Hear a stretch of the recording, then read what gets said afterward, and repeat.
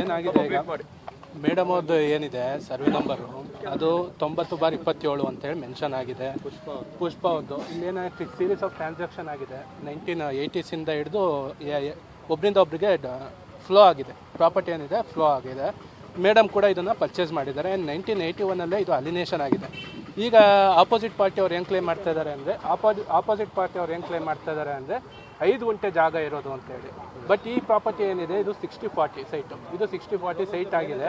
ಆಮೇಲೆ ಅವರು 5 ಗುಂಟೆ ಏನು ಆರ್ಡ್ರ್ ಬಂದಿದೆ ಅಂತ ಹೇಳ್ತಾ ಇದ್ದಾರಲ್ಲ, ಆರ್ಡ್ರ್ ಬಂದಿರೋದು ಏನಕ್ಕೆ ಅಂತ ಹೇಳಿ ನೀವು ಅದು ಕ್ಲೀನಾಗಿ ನೋಡಬೇಕಾಗುತ್ತೆ. ಅಲ್ಲಿ ಹೋಗಿ ಎವಿಕ್ಟ್ ಮಾಡಿ ಅಂತ ಆಗಲಿ ಇನ್ನೊಂದಾಗಲಿ ಮತ್ತೊಂದಾಗಲಿ ಅದರಲ್ಲಿ ಇಲ್ಲ. ಓಕೆ, ಅದರಲ್ಲಿ ಇರೋವಂಥದ್ದು ಆರ್ಡ್ರು ನಾಟ್ ಟು ರಿಸ್ಟೇನ್ ದ ಪ್ಲೇಂಟಿಫ್ಸ್ ಅಂತ ಹೇಳಿ ಮೆನ್ಷನ್ ಆಗಿದೆ.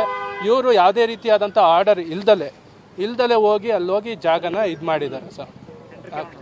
ಸರ್ವೆ ನಂಬರು ಅವರು ಮತ್ತೆ ಮೇಡಮ್ ಅವ್ರದ್ದು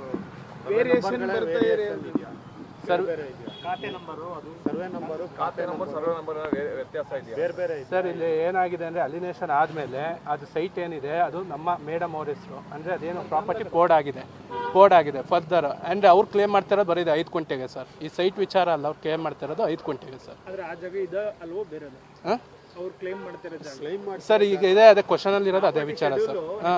ಚೇಂಜ್ ಇದೆಯಾ ಸೇಮ್ ಇದೆಯಾ ಸರ್?